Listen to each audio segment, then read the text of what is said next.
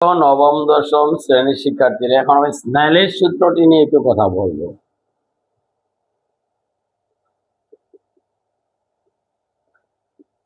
স্নেলের সূত্র সহজে মনে রাখার পদ্ধতি হচ্ছে, ধরো এটা একটা এ মাধ্যম, এটা ধরো বি মাধ্যম। তাহলে এটা যদি হয় আবদ্ধ রশ্মি, এটা হচ্ছে প্রতিসরিত রশ্মি। এটা হচ্ছে I1, ধরো এটা ধরো I, এটা ধরো R। তাহলে স্নেলের সূত্র হচ্ছে প্রথম মাধ্যমের প্রতিসরাঙ্ক। তাহলে এন এ ইন্টু প্রথম মাধ্যমের আপাতন কোণের সাইন আই ইকুয়াল টু দ্বিতীয় মাধ্যমের প্রতিসরাঙ্ক ইন্টু দ্বিতীয় মাধ্যমের প্রতিসরণ কোণের সাইন। এটি সবসময় সমান হবে, এটা মনে রাখবে। অর্থাৎ a N b equal to sine I by sine r. এটা হচ্ছে স্নেলের সূত্র। অর্থাৎ প্রথম মাধ্যমের আপাতন কোণের সাইন, প্রথম মাধ্যম প্রতিসরাঙ্ক ইন্টু আপাতন কোণের সাইন, এবং দ্বিতীয় মাধ্যম প্রতিসরাঙ্ক কিন্তু প্রতিসরণ কোণের সাইনের অনুপাত সর্বদাই কি হবে, তোমার সমান হবে। দেখো A mu B A N B, অর্থাৎ এই মাধ্যমের সাপেক্ষে বি মাধ্যম প্রতিসরাঙ্ক sine I by sine R, অর্থাৎ প্রথম মাধ্যমের আপাতন কোণের সাইন এবং প্রতিসরণ কোণের সাইন এর অনুপাত এ এন বি, অর্থাৎ সর্বদা সমান। এইটাই হচ্ছে স্নেলের সূত্র। এরপরে আসো, আমরা যদি তোমাদেরকে লেন্সের বিভিন্ন প্রকারভেদগুলো দেখাই। আমরা নর্মালি জানি লেন্স অনেক ধরনের হতে পারে। যেমন ধরো এটা হচ্ছে উত্তল লেন্স, এটা হচ্ছে উত্তল লেন্স, এটা সমতল উত্তল লেন্স, তারপরে উত্তল লেন্স এরকম হতে পারে। আবার অবতল লেন্স হতে পারে। দেখো এটা হচ্ছে অবতল লেন্স, সমতল অবতল হতে পারে। এ ধরনের বিভিন্ন ধরনের লেন্স হতে পারে। দেখো অবতল হতে পারে। লেন্সের প্রকার বিভিন্ন লেন্স হতে পারে। উত্তল লেন্স, সমতল উত্তল, তারপর হচ্ছে উত্তল, এটা হচ্ছে অবতল লেন্স, সমতল অবতল। এই লেন্সগুলো কয়েকটা নাম আছে। যেহেতু তোমরা উত্তল লেন্স চিন্তা করো, তাহলে উত্তল লেন্সের নাম হচ্ছে, দেখো উত্তল লেন্স বা দ্বি উত্তল লেন্স বা অভিসারী লেন্স বা স্থূল মধ্য লেন্স। তাহলে দেখো আরেকটা নাম আছে উভুত্তল লেন্স। তাহলে অনেকগুলো নাম, যেগুলো তোমরা ইন্টারেস্টে শিখবে, আগেই জেনে রাখো। উত্তল লেন্সের নাম এগুলো, সবগুলি উত্তল লেন্স। আবার অবতল লেন্স চিন্তা করো, অবতল লেন্স এর অনেকগুলো নাম আছে। দ্বি অবতল লেন্স বারবার না বললে হয়। অপসারী, হীনমধ্য,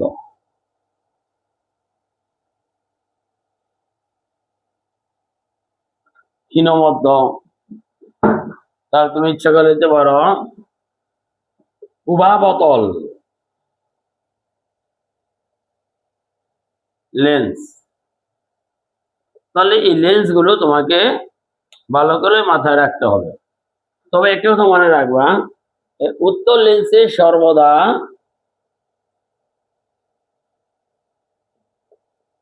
বাস্তব ও অবাস্তব উভয় ধরনের বিম্ব গঠিত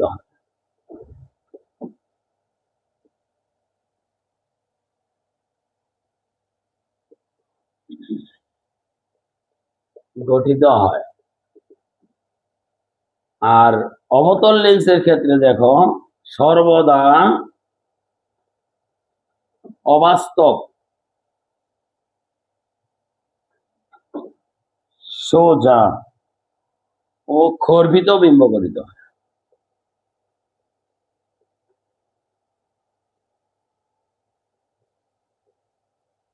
এটাও তোমার রাখবা, সকল বাস্তব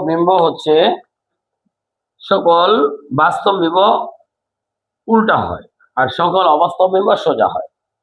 সকল বাস্তব বিম্ব উল্টা হয় আর সকল অবাস্তব বিম্ব সোজা হয়। আমরা লক্ষ্যবস্তু কোথায় রাখলে কোথায় বিম্ব গঠিত হবে তা নিয়ে একটু আলোচনা করবো তোমাদের। দেখো, ধরো উত্তর লেন্সের ক্ষেত্রে একটা উত্তর লেন্স, এটা হচ্ছে আলোক কেন্দ্র, আমরা জানি।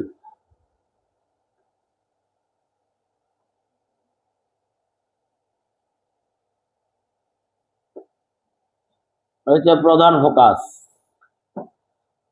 বক্রতার কেন্দ্র,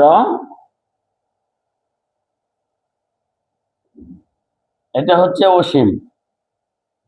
এখানে যে প্রধান ফোকাস, বক্রতার কেন্দ্র, অসীম।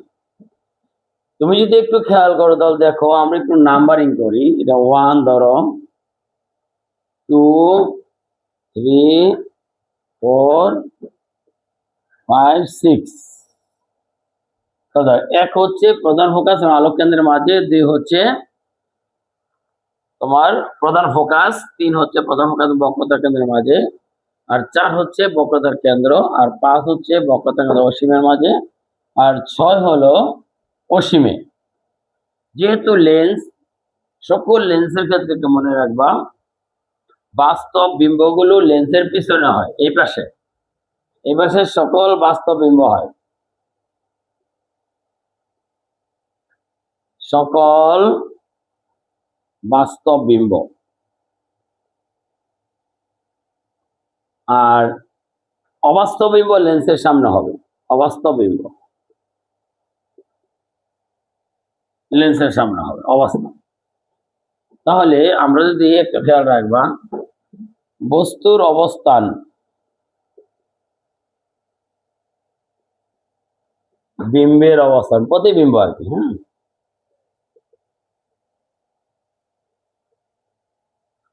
বস্তুর অবস্থান আমরা এক মানে বুঝো নিশ্চয় প্রধান ফোকাস এবং আলোক কেন্দ্রের মাঝে, বিম্ব হবে 7 হচ্ছে এই যে দেখো, অর্থাৎ লেন্সের সামনে যে কোনো একটা অবস্থান 7। তাহলে সংখ্যা হিসাব করো তুমি, কত হলো 8। আবার বস্তু তুমি 2 এ রাখো, অর্থাৎ প্রধান ফোকাসে রাখো, বিম্ব হবে তোমার অসীমে, এটা 6, এটা 5, 4, 3, 2, 1। অসীমে অর্থাৎ 8। বস্তু যদি রাখো তুমি প্রধান ফোকাস বক্রতার কেন্দ্রের মাঝে, তাহলে বিম্ব বক্রতার কেন্দ্র অসীমের মাঝে 5। বস্তু যদি রাখো তুমি বক্রতার কেন্দ্রে, বিম্ব হবে বক্রতার কেন্দ্রে 8। বস্তু যদি রাখো তুমি বক্রতার কেন্দ্র অসীমের মাঝে, বিম্ব হবে বক্রতার কেন্দ্র এবং প্রধান ফোকাসের মাঝে, অর্থাৎ 8। বস্তু যদি রাখো অসীমে, বিম্ব হবে প্রধান ফোকাসে, 8। তাহলে দেখো, তুমি শুধু বস্তুর অবস্থানটা চিহ্নিত করতে পারলে বিম্বের অবস্থান চিহ্নিত করে পারবে অটো। তাহলে দেখো, এখানে বিবর্ধন আমরা জানি m v/u, তাহলে বিম্বের অবস্থান কোনটা 7, বস্তুর অবস্থান 1 ইকুয়াল টু কি 1, ভেরি ভেরি ইজ না 1, অর্থাৎ অত্যন্ত, বিম্বের অবস্থান অত্যন্ত বিবর্ধিত,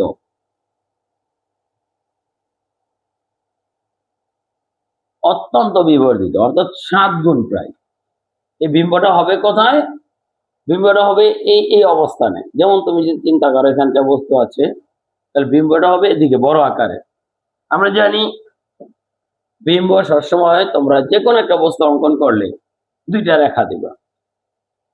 একটা রেখা কি, তুমি মনে করো ধরো এখানে একটা বস্তু দিয়েছো, এই প্রধান অক্ষের সমান্তরাল দিয়ে দিবা রেখা, তাহলে সে প্রধান ফোকাস দিয়ে অবশ্যই যাবে, কিন্তু সেই দিকটা যাওয়ার কারণে এইখান থেকে আসতে বলে মনে হবে। এই দেখো এই দিক থেকে আসতে। আবার যদি তুমি একটা আলোক কেন্দ্র দিয়ে রশ্মি দিয়ে দাও, তাহলে সেইখান থেকে আসতে বলে মনে হবে, অর্থাৎ এখানে একটা তুমি বিম্ব পাবো। দেখো অবাস্তব বিম্বটা কত বড় হয়, একে বস্তু রেখে অবাস্তব বিম্ব।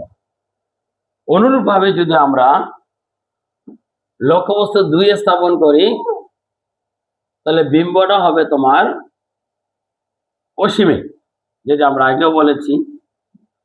দেখো বিম্বটা হবে অসীমে, তাহলে 2 যে বস্তু স্থাপন করো বিম্ব হবে অসীমে। সেম সিস্টেম আমরা যদি কি করি, m = আমরা ভাগ করি তোমার 2, 6 ভাগ 2, 3, তাও বিবর্ধিত, 1 এর চেয়ে বড় বিবর্ধিত। আবার তুমি যদি লক্ষ্যবস্তু রাখো 3 এ বিম্ব হবে 5 এ বলছি, প্রধান ফোকাস বক্রতা কেন্দ্রে বস্তু রাখলে বিম্ব হবে বক্রতা কেন্দ্র অসীমের মাঝে। তাহলে 5/3 = 1.67, তাও বিবর্ধিত। দেখো 1 এর চেয়ে বড় বস্তু যদি রাখো তুমি বক্রতার কেন্দ্রে, বিম্ব বক্রতার কেন্দ্রে হবে, তাহলে লক্ষ্যবস্তুর সমান সমান, লক্ষ্যবস্তুর সমান।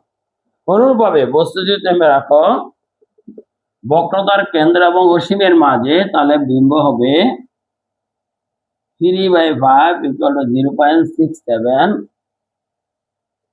বিবর্ধিত নয়, খর্বিত। আবার বস্তু যদি রাখো তুমি 6 এ, বিম্ব হবে 2 এ, তাহলে বিবর্ধিত 0.3, অত্যন্ত খর্বিত। তাহলে এই টেকনিকগুলো যদি মনে রাখতে পারো তোমরা, তাহলে সহজেই বস্তুর অবস্থান তোমার জানা থাকলে বিম্বের অবস্থানও জানতে পারবে। আর একমাত্র প্রধান ফোকাস এবং বক্রতা আলোক কেন্দ্রের মাঝে বস্তু, এইটাই অবাস্তব বিম্ব উত্তল লেন্সের ক্ষেত্রে। আর কোনো বিম্ব অবাস্তব নয়, সকল বিম্ব বাস্তব এবং লেন্সের পেছনে হবে। আর একটা অবাস্তব বিম্ব যেটা লক্ষ্যবস্তু প্রধান ফোকাস এবং আলোক কেন্দ্রের মাঝে স্থাপন করব, সেই বিম্বটা হবে তোমার লেন্সের সামনে, অর্থাৎ অবাস্তব অত্যন্ত বিবর্ধিত বিম্ব যেটা আমরা দেখিয়েছি। আর অন্য সকল ক্ষেত্রে বিম্বগুলো হবে বাস্তব উল্টু, লক্ষ্যবস্তুর সমান হতে পারে, বিবর্ধিত হতে পারে এবং খর্বিত হতে পারে। আরেকটা তো মনে রাখবে তোমরা, লেন্সের ক্ষেত্রে তোমার শুধু উত্তল লেন্সেই বাস্তব অবাস্তব উভয় ধরনের বিম্ব গঠিত হয়। অবতল লেন্সে তাহলে কি গঠিত হবে? অবতল লেন্সে সর্বদাই অবাস্তব বিম্ব গঠিত হবে। আমরা একটু রেখাচিত্রের মাধ্যমে দেখাতে পারি ইচ্ছা করলে। অবতল লেন্সে সর্বদা অবাস্তব বিম্ব গঠিত হয়, এটা তোমরা কি জেনে নাও। শুধু কি অবাস্তব না, সকল অবাস্তব বিম্ব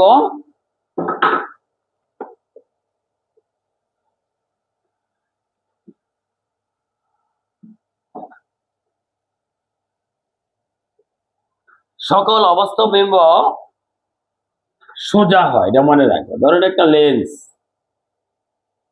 অবতল লেন্স, তাহলে দেখো এটা প্রধান অক্ষ। হ্যাঁ, আমরা যদি একটা বস্তুর অবস্থান দিয়ে, ধরো এইখানে আমরা একটা বস্তুর অবস্থান দিয়ে দিলাম, তাহলে এই বস্তু একটা এদিকে যাবে একটা রেখা, এই রেখাটা দেখো সমান্তরালে গেলে কি হয়,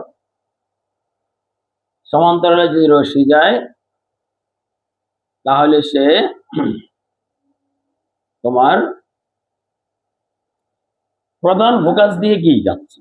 দেখো এই যে প্রধান ফোকাস যে যাওয়ার কথা, কিন্তু শুধু যাবে না, এখান থেকে আসছে বলে মনে হবে, এই যে এদিকে রেখাটা কি হয়ে যাবে, রিফ্লেক্ট হয়ে যাবে। দেখো তাহলে আমরা যদি বর্ধিত করি, তাহলে বস্তুর আকারটা দেখো, আমরা একটু তোমাদের একটা রেখা দেখাতে পারি, দেখো। আচ্ছা, এটা না, আমরা একটা রেখা দেখো, দেখো, অর্থাৎ এটা একটা লেন্স, কি লেন্স? অবতল লেন্স।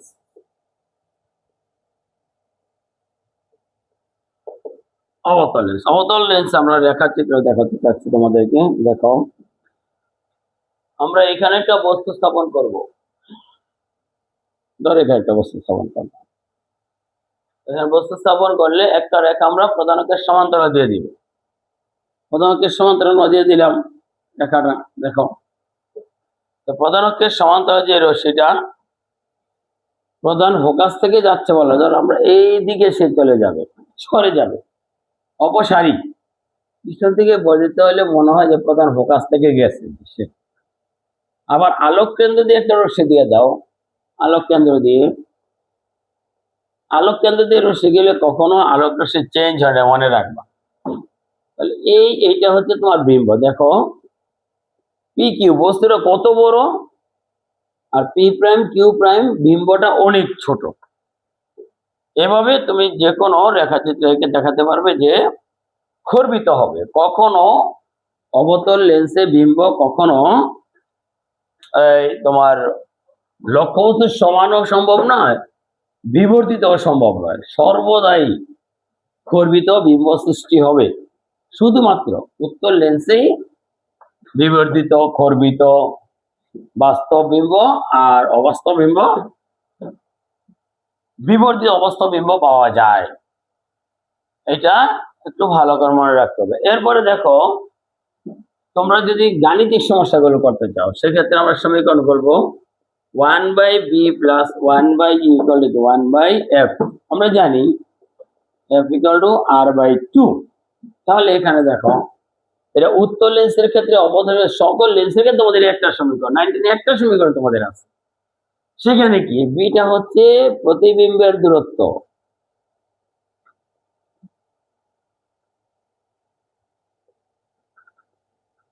প্রতিবিম্বের দূরত্ব, ইউ হচ্ছে বস্তুর দূরত্ব, আর এফ হচ্ছে ফোকাস দূরত্ব।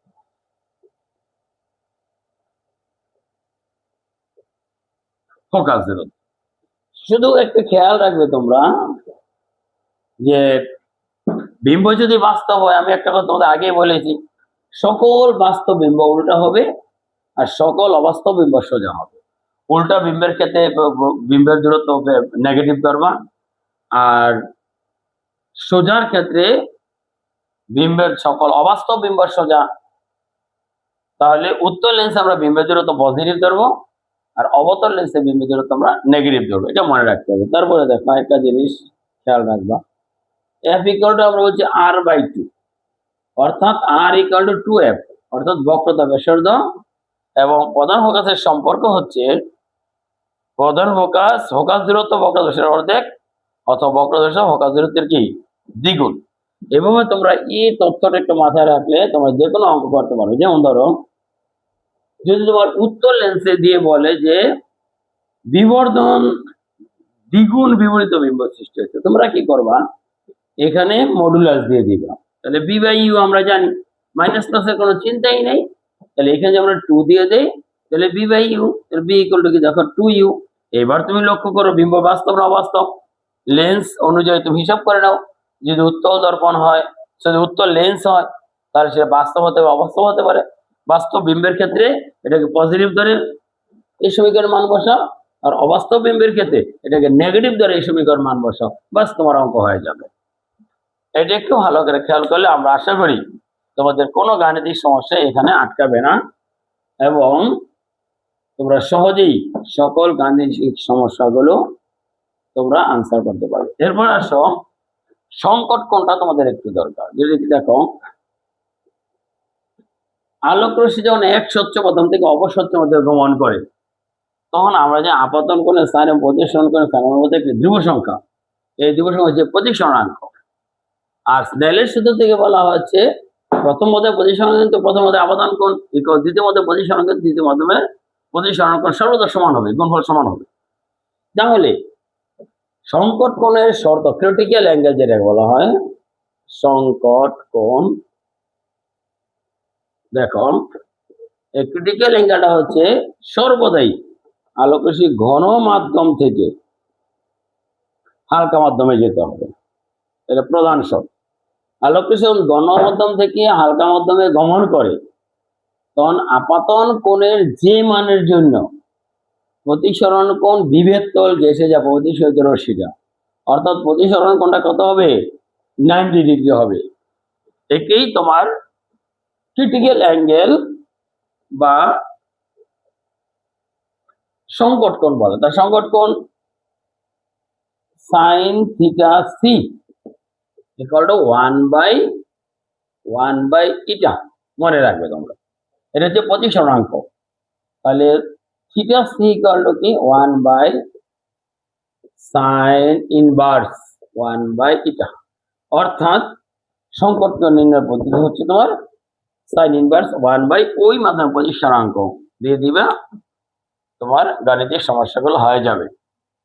আমরা আশা করি সংকট কোণ তোমরা বুঝে। এবার পূর্ণ অভ্যন্তরীণ প্রতিফলনটা তোমরা কি দেখো, আলোকরশ্মি সংকট কোণের চেয়ে অধিক বেশি কোণে কি হয়, আপতিত হয়, তখন আলোকরশ্মি অপর মাধ্যমে না গিয়ে যে মাধ্যম থেকে আপতিত হয়েছে ওই মাধ্যমেই কি হয়, চলে আসে। একেই পূর্ণ অভ্যন্তরীণ প্রতিফলন বলা হয়। এই পূর্ণ অভ্যন্তরীণ প্রতিফলন ঘটে কোথায়? পূর্ণ অভ্যন্তরীণ প্রতিফলন মেরু অঞ্চল এবং মরুভূমি দোনো জায়গায় ঘটে। দেখো মেরু অঞ্চলের মরুভূমিতে নিম্ন মরীচিকা, যেখানে এই জন্য পানি মনে হয় নিম্ন মরীচিকা, কারণ কি বালির পাশের যে বায়ুস্তরটা এটা হালকা, আমরা যে হালকা মাধ্যম থেকে আলো সে গণমাধ্যম থেকে যখন হালকা মাধ্যমে আসে তখন অবিলম্বে দিকে বেঁকে যায়। আবার আলোকরশ্মি যখন ঘন থেকে হালকাতে যায় অবিলম্ব থেকে দূরে সরে যায়। এই জন্য মরুভূমিতে তুমি দেখবা নিম্ন মরীচিকা, গাছগুলো পানির নিচে মনে হয়, এগুলো নিম্ন মরীচিকার কারণে, পূর্ণ অভ্যন্তরীণ প্রতিফলনের কারণে। আবার যে বরফের দেশে যাও, উত্তর মেরু দক্ষিণ মেরুতে যাও, তো সেখানে তুমি দেখবে বরফের পাশের বায়ুস্তর গুলো একটু ঘন হওয়ার জন্য তুলনামূলক, আর উপরে সূর্য আলো থাকার কারণে তুলনামূলক হালকা থাকে। আলোকরশ্মি হালকা থেকে ঘনতে প্রবেশ করে তখন ঊর্ধ্ব মরীচিকা দেখা যায়। তুমি যদি কোথাও ওই উত্তর মেরু দক্ষিণ মেরুতে যাও, তোমার বন্ধুরা আড্ডা দাও, হঠাৎ করে জাহাজের শব্দ শুনেছো, তখন তুমি লক্ষ্য করবে পিছনের দিকে তাকালে দেখবে জাহাজ আকাশ দিয়ে আসছে, তো মানে উল্টা সমুদ্র, আকাশের সমুদ্র, আর নিচে কিছু তুমি দেখতে পাবে না, অর্থাৎ জাহাজ আসতেছে আকাশ দিয়ে উল্টা ভাবে আসতেছে। তখন তোমার কাছ থেকে একটু অন্যরকম মনে হবে, আসলে এগুলো সায়েন্স, অর্থাৎ পূর্ণ অভ্যন্তরীণ প্রতিফলনের কারণেই ঘটে থাকে। আমরা আশা করি তোমাদের এই সকল সমস্যাগুলো নিমেষেই সমাধান হবে। তোমাদের ক্লাসটা যদি একটু ভালো লাগে তোমরা লাইক করো, শেয়ার করো, কমেন্টস করো, এবং তোমরা ইউটিউব চ্যানেল থেকে দেখলে তোমরা এটা সাবস্ক্রাইব করে রাখো, অল নোটিফিকেশনে ক্লিক করে রাখো, আমরা যে কোনো নতুন ভিডিও দিলে তোমরা যেন পেয়ে যাও। আমরা প্রতি সপ্তাহে একটি করে তোমাদের অধ্যায় দেওয়ার আমার ইচ্ছা আছে। এর মধ্যে যদি তোমাদের অন্য কোনো কিছু জানার থাকে কমেন্টসে বলো, আমরা পরবর্তী ক্লাসে তোমাদের সেই অনুযায়ী ক্লাস নেবো ইনশাআল্লাহ।